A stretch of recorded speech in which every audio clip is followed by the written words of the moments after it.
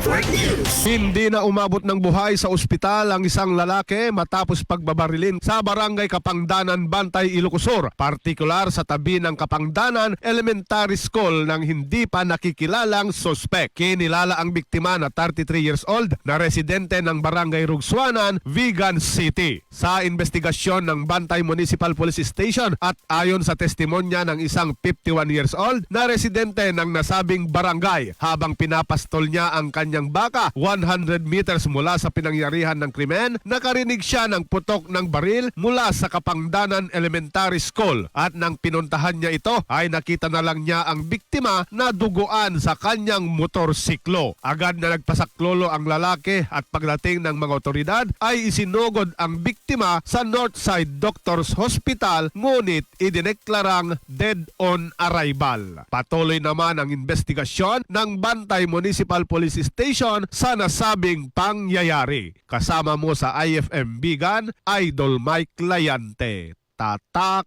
RMN. RMN Network News.